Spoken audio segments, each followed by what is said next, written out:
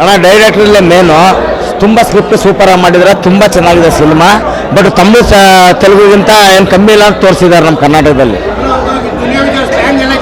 ಅದೆಲ್ಲ ಇದಂದರೆ ಹೊಸ ಇದು ಅವ್ರ ಗೆಟಪ್ ಎಲ್ಲ ಚೇಂಜ್ ಡೈರೆಕ್ಟರ್ ಮಾಡಿರೋದು. ಬಟ್ ಅವರು ಚೆನ್ನಾಗಿ ಮಾಡಿದ್ದಾರೆ. ಬಟ್ ಅದ್ರ ಡೈರೆಕ್ಟರ್ ಐಡಿಯಾ ಅದೆಲ್ಲ ತುಂಬ ಚೆನ್ನಾಗಿ. ಅವ್ರಿಗಿಂತ ನನಗೆ ಅವ್ರ ಮಗಳ ಕ್ಯಾರೆಕ್ಟರ್ ಸೂಪರ್ ಡೂಪರ್ ಇಷ್ಟ. ಲೈಫ್ ಹೇಳುತ್ತೆ ಬೀಳುತ್ತೆ, ಸ್ಟಾರ್ಗಿರಿ ಬರುತ್ತೆ ಹೋಗುತ್ತೆ.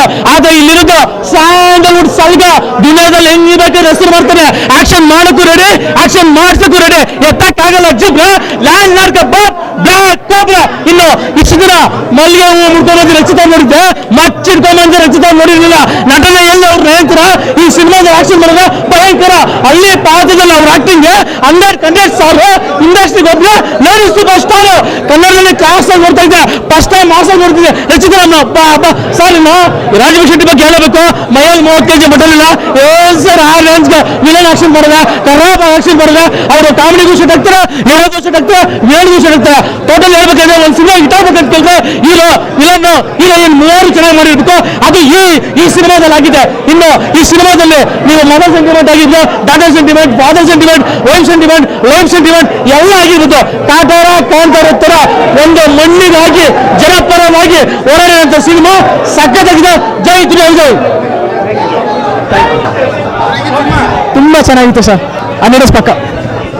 ವಿಜಯ್ ಬ್ರದರ್, ಬಹಳ ದಿವಸಗಳ ನಂತರ ಒಂದು ಒಳ್ಳೆ ಕನ್ನಡ ಸಿನಿಮಾ ನೋಡ್ರೆ ಒಂದು ಖುಷಿ ನನಗೆ ಕಾಣಿಸ್ತಾ ಇದೆ. ಈ ಸಿನಿಮಾದಲ್ಲಿ ನನಗೆ ಇಷ್ಟ ಆಗಿದೆ ಏನಂತ ಸರ್, ನಮ್ಮ ಕನ್ನಡದ ಮಣ್ಣಿನ ಕತೆ, ನಮ್ಮ ಕನ್ನಡದ ಸೊಗಡಿನ ಕತೆ. ದುನಿಯಾ ವಿಜಯ್ ಅವ್ರ ಆಕ್ಟಿಂಗ್ ಎಷ್ಟು ಚೆನ್ನಾಗಿ ಆಕ್ಟ್ ಮಾಡಿದ್ದಾರೆ ಅಂದ್ರೆ ಅವ್ರು ಆಕ್ಟ್ ಮಾಡ್ತಿರೋ ಅಂತ ಅನ್ಸಲೇ ಇಲ್ಲ ಸರ್. ಆಮೇಲೆ ರಾಜ್ಬಿ ಶೆಟ್ಟಿ ಅವರು ವಿಲನಿಸಮ್ ಅಂದ್ರೆ ಅವ್ರ ಹಿಂದೆ ಒಂದು ಹಾಸ್ಯ ನಟ ಗುರ್ಸ್ಕೊಂಡಿದ್ದಾರೆ. ಎಷ್ಟು ಚೆನ್ನಾಗಿ ಅವ್ರ ಕಣ್ಣಲ್ಲಿ ಅಭಿನಯ ತೋರಿಸಿದ್ದಾರೆ. ಒಂದು ದೊಡ್ಡ ಕಳನಟ ಆಗೋ ಎಲ್ಲ ಲಕ್ಷಣಗಳಿದೆ ಸರ್. ಒಂಥರ ಮೈಯೆಲ್ಲ ಗಡಗಡ ಅನ್ಸುತ್ತೆ, ಅಷ್ಟು ಚೆನ್ನಾಗಿ ಆಕ್ಟ್ ಮಾಡಿದ್ದಾರೆ. ಆಮೇಲೆ ಆಗಿನ ಕಾಲದಂತ ಒಂದು ರೆಟ್ರೋ ಫೀಲು, ಆ ರೆಟ್ರೋ ಕತೆ, ಆಮೇಲೆ ನಾವು ನೋಡಿರೋಂಥ ಕತೆ ಸರ್. ಆ ಶೋಷಣೆ, ಆ ಬಡತನ ಎಲ್ಲ ಒಂದು ಕಣ್ಣಿ ಕರೆದಂಗೆ ತೋರಿಸಿದ್ದಾರೆ. ಕನ್ನಡಕ್ಕೆ ಒಂದು ದೊಡ್ಡ ಸಿನಿಮಾ ಸರ್, ಅದ್ಭುತವಾದಂಥ ಸಿನಿಮಾ. ಫ್ಯಾಮಿಲಿ ಎಲ್ಲ ಬಂದು ನೋಡ್ಲೇಬೇಕಾದಂಥ ಸಿನಿಮಾ ಸರ್. ಹೌದು ಸರ್, ಹೌದು ಸರ್, ಹೌದು ಸರ್, ಖಂಡಿತ ಸರ್, ಖಂಡಿತ ತುಂಬಾ ಕಷ್ಟ ಸರ್. ಆಗಿನ ಕಾಲದ ಆ ಒಂದು ರೆಟ್ರೋ ಫೀಲ್ 60s 70s ಅಲ್ಲಿ ಮತ್ತೆ ಕಟ್ಕೊಟ್ಟಿದ್ದಾರೆ. ಆ ಒಂದು ಕೋಲಾರ ಪ್ರಾಂತ್ಯದ ಭಾಷೆ ಆಗಿರ್ಬೋದು ಸರ್. ಮುಖ್ಯವಾಗಿ ದುನಿಯಾ ವಿಜಯ್ ಅವ್ರು ಏನು ಆಕ್ಟಿಂಗ್ ಅಲ್ಲ ಸರ್, ಅದು ಒಂಥರ ನೈಜವಾಗಿ ಆಕ್ಟ್ ಮಾಡಿದ್ದಾರೆ. ನನಗಂತೂ 2 ಶಕ್ತಿ ಸರ್ ಈ ಸಿನಿಮಾಗೆ.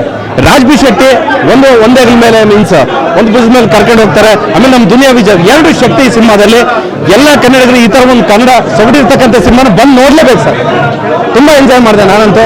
ಆಮೇಲೆ ಇನ್ನೊಂದು ವಿಷಯ ಇರಬೇಕು, ರಿತಾನಿಯಾ ವಿಜಯ್ ಅವರು, ದುನಿಯಾ ವಿಜಯ್ ಅವರ ಮಗಳು ಎಷ್ಟು ಅದ್ಭುತವಾಗಿ ಆಕ್ಟ್ ಮಾಡಿದ್ದಾರೆ ಅಂದ್ರೆ ಹೊಸಬು ಅಂತ ಅನಿಸ್ತಾ ಇಲ್ಲ ಸರ್. ಅವರೊಂದು ಇಂಪಾರ್ಟೆಂಟ್ ರೋಲು. ರಚಿತಾರಾಮ್ ಅವರು, ದಯವಿಟ್ಟು ಈ ರೀತಿ ಸಿನಿಮಾಗಳು ಹೊಸ ಒಂದು ಪ್ರಯೋಗ ದಯವಿಟ್ಟು ಬಂದು ನೋಡ್ಲೇಬೇಕಾದಂತ ಸಿನಿಮಾ ಬ್ರದರ್. ನನಗಂತೂ ತುಂಬಾ ಇಷ್ಟ ಆಯ್ತು brother. Thank you so much. Thank you. Cinema Duniya Vijay sir ಅವರು ಪ್ರಜಾಪ್ರಭುತ್ವ ವ್ಯವಸ್ಥೆಯಲ್ಲಿ ಈ ಹಿಂದೆ ಏನು ದೌರ್ಜನ್ಯ ದಬ್ಬಳಿಕೆ ಏನಿದ್ದು ಹಿಂದಿರ್ತಕ್ಕಂಥ ರಾಜಮನೆತನದ ಆಡಳಿತ ವಿರುದ್ಧ ಲಾಡ್ ಸಿನಿಮಾ ಅತ್ಯುತ್ತಮವಾಗಿ ಮೂಡಿ ಬಂದಿದೆ.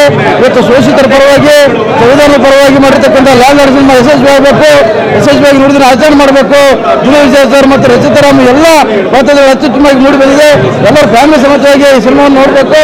ಇವತ್ತು ನೋಡಿದ್ರೆ ಸತ್ಯ ಸಿನಿಮಾಸ ಆಚರಿಸಬೇಕಂತ ಈ ಮೂಲಕ ಲಾಡ್ ಸಿನಿಮಾ ತಂಡಕ್ಕೆ ಶುಭಾಶಯ ಕೊಡುತ್ತೇವೆ.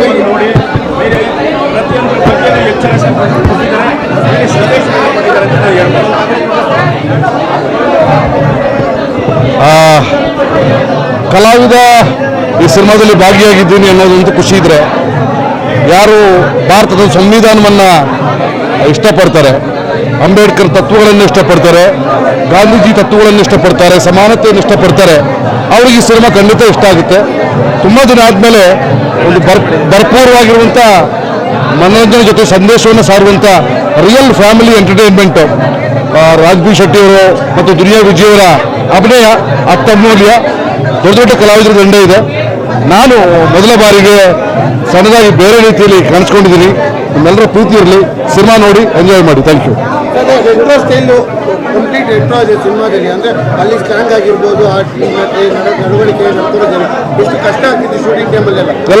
ನಾರ್ಮಲ್ ಕನ್ನಡ ಮಾತಾಡೋರು ಅಲ್ಲ, ಇದು ಕೋಲಾರ ಸ್ಲ್ಯಾಂಗ್ ಅನ್ನ ಯೂಸ್ ಮಾಡಿದೀವಿ.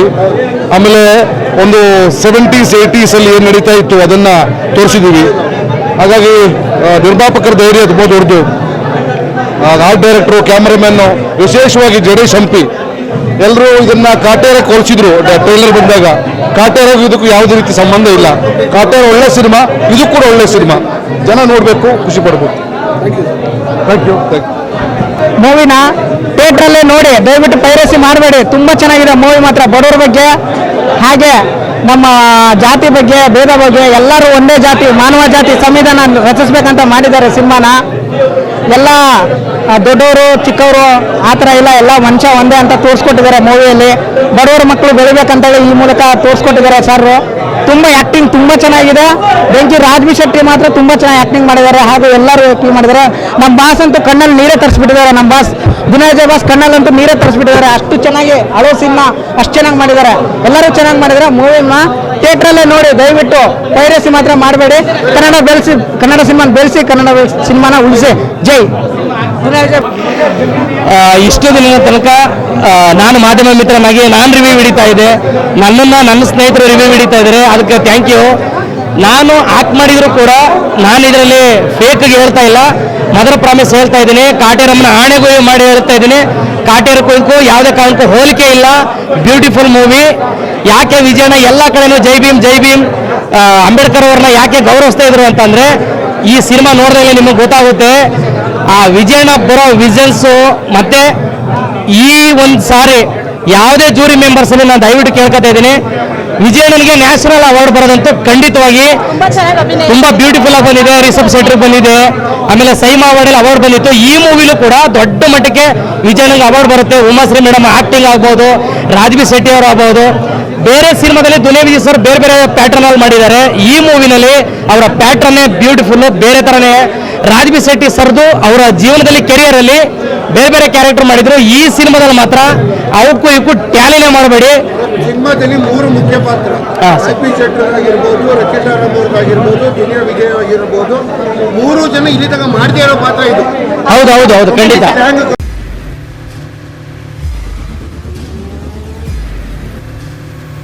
ಪ್ರಜಾಮಾರ್ಗ ನ್ಯೂಸ್, ಇದು ಜನಸಾಮಾನ್ಯರ ಧ್ವನಿ. ನಮಸ್ಕಾರ. ನೀವು ನೋಡ್ತಾ ಇದ್ದೀರಾ ಪ್ರಜಾಮಾರ್ಗ ನ್ಯೂಸ್. ರಾಷ್ಟ್ರದ, ರಾಜ್ಯದ, ರಾಜಕೀಯದ ಬಗ್ಗೆ ಹೆಚ್ಚಿನ ಸಿನಿಮಾ ಅಪ್ಡೇಟ್ಗಳಿಗಾಗಿ ಫಸ್ಟ್ ಲೈಕ್ ಮಾಡಿ, ಸಬ್ಸ್ಕ್ರೈಬ್ ಆಗಿ, ಹಾಗೆ ಫಾಲೋ ಕೂಡ ಮಾಡಬೇಕು.